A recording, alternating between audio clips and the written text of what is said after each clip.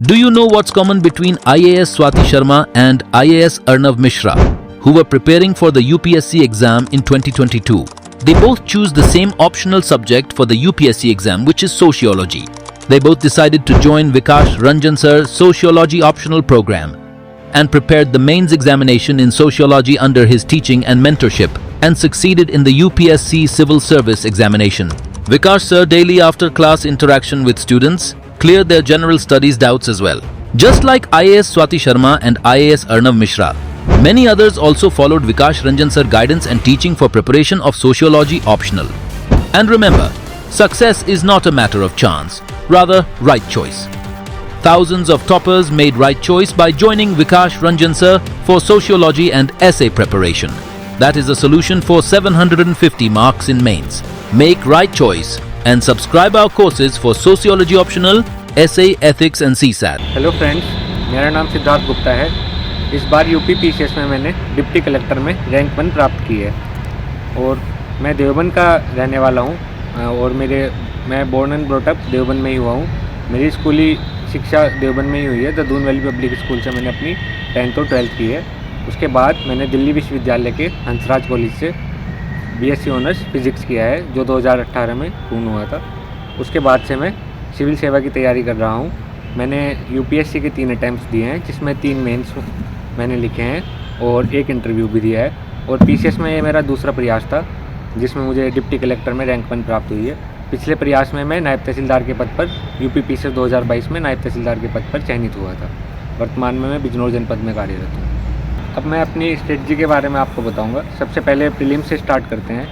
Prelims के लिए पहले मैंने यूपीएससी की भी तैयारी की थी, तो प्रीलिम्स के लिए मैंने सब बेसिक बुक्स कवर की थी और प्रीलिम्स में मैंने मल्टीपल रिवीजन और टेस्ट सीरीज़ पर फोकस किया था।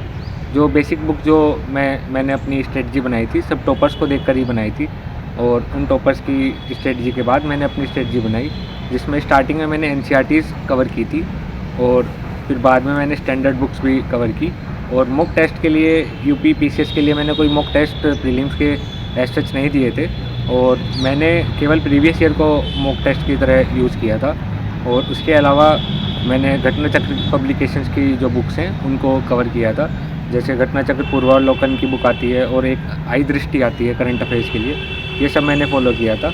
और टेलीग्राम चैनल में एक यूपी पीसीएस 1 टेलीग्राम चैनल है, उसकी एमसीक्यू सीरीज़ आती है लास्ट में जब प्रीलिम्स आने वाला होता है, तो तब मैंने वो एमसीक्यू सीरीज़ फॉलो की थी। वो काफ़ी हेल्पफुल मेरे लिए रही। और इसके अलावा जो नंबर ऑफ़ क्वेश्चंस अटेम्प्टेड हैं, उसमें मैं जो पेपर 1 है अराउंड उसमें 150 क्वेश्चंस आते हैं, उसमें मैं अराउंड 140 के आसपास क्वेश्चंस करता था। क्योंकि मेरी एक्यूरेसी थोड़ी कम रहती थी तो मैं ज़्यादा क्वेश्चंस अटैम्प्ट करता था और मेरा यही स्ट्रेटजी रहती थी कि जो प्रीलिम्स का कट ऑफ है उससे लगभग 10 से 15 क्वेश्चंस में एक्स्ट्रा अपने नेट करेक्ट करूं, ताकि मेंस की प्रिपरेशन अच्छे से की जा सके।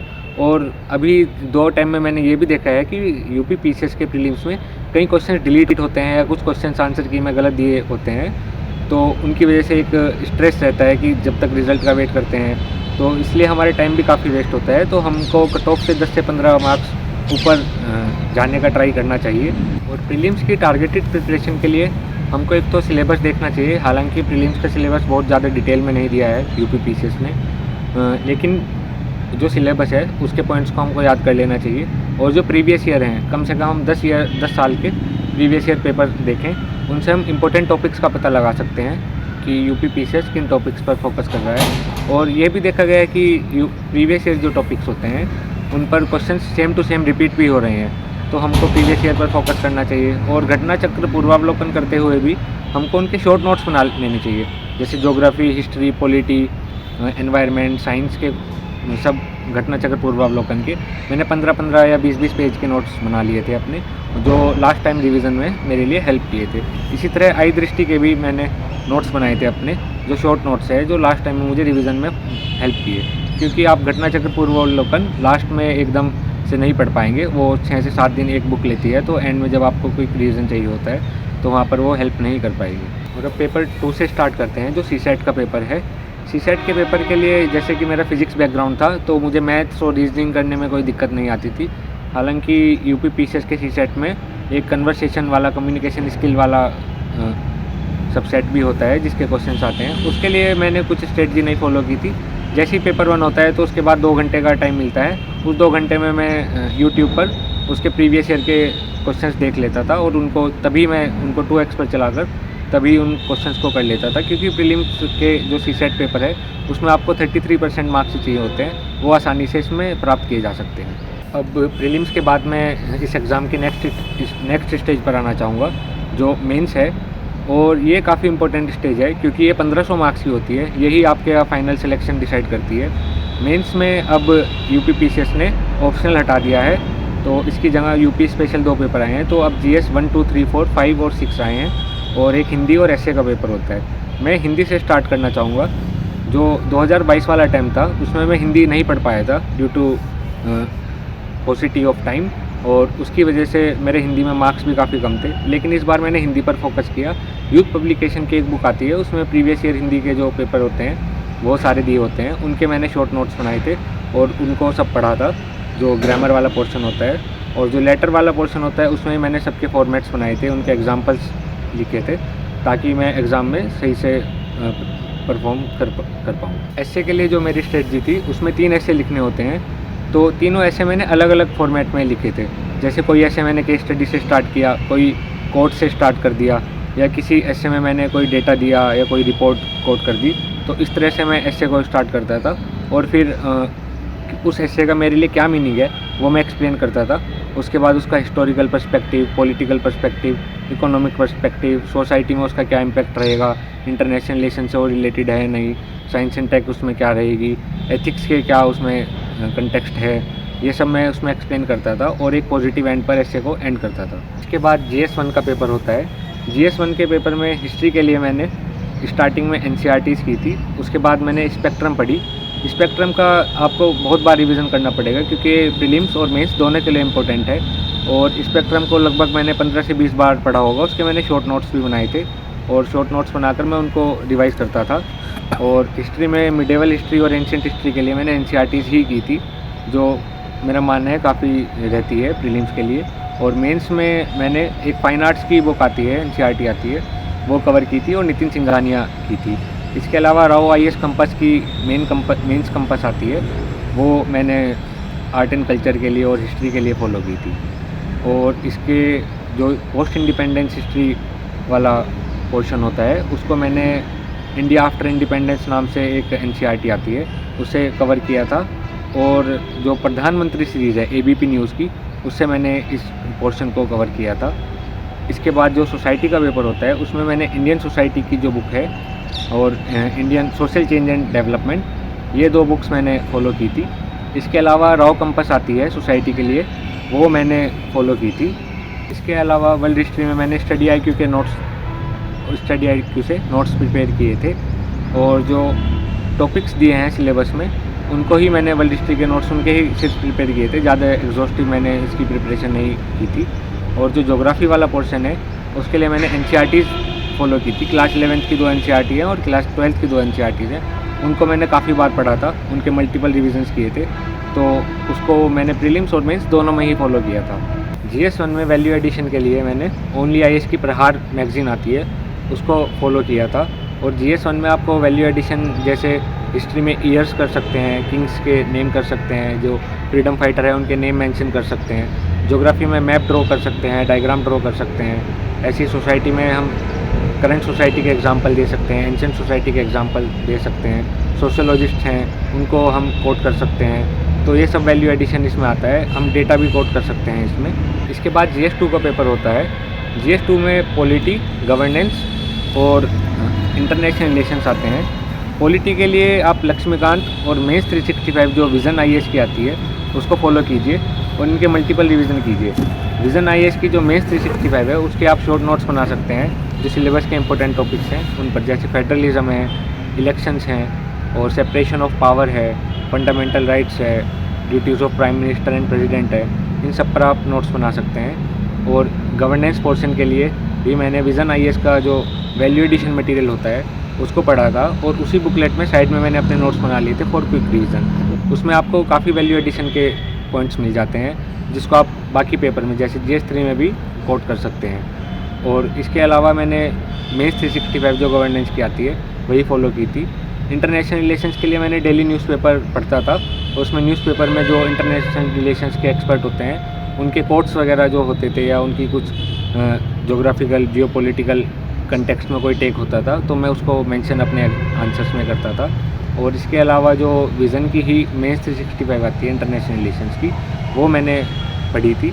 और मैंने पहले टाइम में अपने राव कंपस भी इसके साथ साथ विज़न की मेंस 365 के साथ साथ राव IAS कंपस की जो इंटरनेशनल रिलेशन की बुकलेट आती है वो भी फॉलो की थी।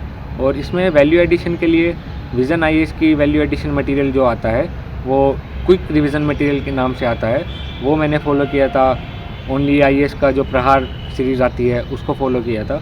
इसमें वैल्यू एडिशन में आप सुप्रीम कोर्ट के जजमेंट्स, कॉन्स्टिट्यूशनल आर्टिकल्स, किसी कमेटी की रिपोर्ट, ये सब मेंशन कर सकते हैं। कोई लेजिस्लेशन है इनको मेंशन कर सकते हैं।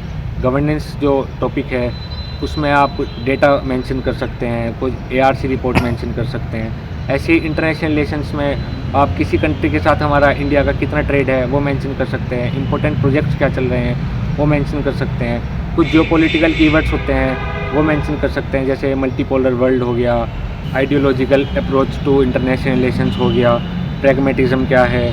और जैसे हमारे प्राइम मिनिस्टर मोदी जाते हैं दूसरे देशों में तो कंट्रीज़ के रेस्पेक्ट में वो कुछ टर्म्स बोलते हैं, कीवर्ड्स बोलते हैं, उन सबको हम मेंशन कर सकते हैं। इसके बाद नेक्स्ट डे GS3 का पेपर आता है। GS3 में इकोनॉमिक्स के लिए मैं इकोनॉमिक सर्वे और बजट, जो सेंट्रल गवर्नमेंट का इकोनॉमिक सर्वे और बजट होता है उसको मैं डेटा कोड करता हूँ। और इकोनॉमिक्स के लिए राव कंपस आती है जो मेंस के लिए आती है, वो एक 1 पॉइंट सॉल्यूशन है आपके इकोनॉमिक्स के लिए। उसमें सब डेटा, कमेटी रिपोर्ट सब मेंशन होता है। और एग्रीकल्चर और इकोनॉमिक्स, बल्कि एग्रीकल्चर के लिए भी मैं वही बुकलेट फॉलो करता था।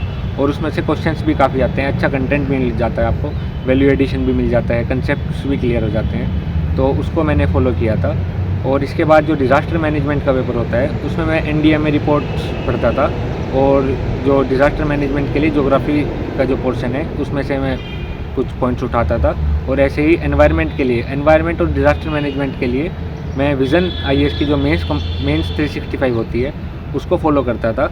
और मेंस 365 में एनवायरनमेंट के पॉइंट्स भी होते थे और डिज़ास्टर मैनेजमेंट लास्ट में दिया होता है, उसके मैं काफ़ी पॉइंट्स लिखता था एग्ज़ाम्स में। एनवायरनमेंट के लिए मैं राव IAS की कंपस भी पढ़ता था, उससे काफ़ी मुझे हेल्प मिली है एनवायरनमेंट पोर्शन में। इसके अलावा जो सिक्योरिटी इश्यूज़ होते हैं, सिक्योरिटी इश्यूज़ के लिए मैंने टाटा मैग्रो हिल की एक बुक आती है उसको मैंने फॉलो किया था। वो काफ़ी मुझे कंसेप्ट्स क्लियर करने में और बेसिक्स क्लियर करने में काफ़ी हेल्पफुल रही। और उसके बाद मैंने विज़न IAS की मेंस जो 365 होती है उसको फॉलो किया था, उसके शॉर्ट नोट्स भी बनाए थे। और वो लगभग 50 पेज की आती है तो वो एक दिन में ही हो जाती है, और उसी दिन मैंने शॉर्ट नोट्स 1 या 2 दिन में बना लिए थे। और साइंस एंड टेक पोर्शन के लिए मैंने जो विज़न IAS की मेंस 365 होती है उसको ही फॉलो किया था। उसमें साइंस एंड टेक के लगभग सारे पोर्शन कवर हो जाते हैं। हालांकि साइंस एंड टेक और एनवायरनमेंट ऐसा पोर्शन है उसमें कुछ फैक्चुअल क्वेश्चंस भी आ जाते हैं जो एग्ज़ाम सिचुएशन में टैकल करना थोड़ा डिफिकल्ट होता है। बट जितना पॉसिबल हम कर सकते हैं इस पेपर में साइंस एंड टेक और एनवायरनमेंट के लिए, वो विज़न की मेंस 365 से कवर हो जाता है। इसमें वैल्यू एडिशन के लिए मैंने कलाम IAS के जो बुकलेट आती है एक वैल्यू एडिशन, वो इकोनॉमिक्स के डेटा के लिए यूज़ की थी। उसमें इकोनॉमिक सर्वे का भी ब्रीफ दिया होता है। और इसके अलावा जो ओनली IAS की प्रहार मैगज़ीन आती है वो भी मैंने वैल्यू एडिशन के लिए फ़ॉलो की थी। जो गवर्नमेंट साइट्स हैं लाइक PIB है उसको भी मैंने इकोनॉमिक्स के लिए फ़ॉलो किया था। और इसके अलावा जैसे एनवायरनमेंट का पोर्शन है उसमें आप UNEP की कोई रिपोर्ट है या मिनिस्ट्री ऑफ एनवायरनमेंट की कोई रिपोर्ट है, नीति आयोग की कोई रिपोर्ट है, तो उनको आप मेंशन कर सकते हैं। कोई डेटा है, किसी का कोट है तो उसको आप मेंशन कर सकते हैं। और ऐसे ही साइंस एंड टेक में वैल्यू एडिशन के लिए आप डायग्राम्स यूज़ कर सकते हैं। जो फिजिक्स के डायग्राम होते हैं, टेलीस्कोप वगैरह बना सकते हैं। बायोलॉजी के कुछ डायग्राम होते हैं तो उस पर, जैसे जीन टेक्नोलॉजीज़ पर, उस पर आप कुछ डायग्राम्स बना सकते हैं। इस पेपर में, ये पेपर वैसे काफ़ी स्कोरिंग UP PCS में रहता है तो इसमें आप अच्छा स्कोर कर सकते हैं। लाइक लास्ट टाइम में मेरे GS3 के पेपर में 121 मार्क्स थे जो वन ऑफ द हाईएस्ट उस साल रही थी। इसके बाद GS4 का पेपर होता है। इसका सिलेबस काफ़ी कम है लेकिन ये ज़्यादा इग्नोर्ड पेपर रहता है, इस पर ज़्यादा फोकस लोग करते नहीं है, बट ये काफ़ी स्कोरिंग पेपर है। GS4 के लिए मैंने वाजीराम एंड रवि की जो येलो बुक आती है उसको मैंने अपनी स्टार्टिंग से ही फॉलो किया है। इसके अलावा जो राव IAS कंपस आती है, मेंस कंपस आती है, उसको मैंने एज अ वैल्यू एडिशन और एज अ कंटेंट भी उसको मैंने फॉलो किया था। और इस पेपर में मैंने न्यूज़पेपर से काफ़ी कोट्स और जो सिविल सर्वेंट्स के एग्जांपल्स होते हैं उसको मेंशन किए थे। और इस पेपर में आप जो एग्जांपल्स देते हैं वो काफ़ी वैल्यू रखते हैं, वो काफ़ी आपको मार्क्स फेच करते हैं। और एग्जांपल्स भी आपको डिफरेंट फील्ड से देने चाहिए, अपने पर्सनल लाइफ से, सिविल सर्वेंट्स की लाइफ से, पॉलिटिकल लाइफ से, और जो हिस्टोरिकल पर्सनैलिटीज़ है उनकी लाइफ से आप मेंशन कर सकते हैं। GS4 में एग्जांपल्स भी आपको डिफरेंट फील्ड से देने चाहिए।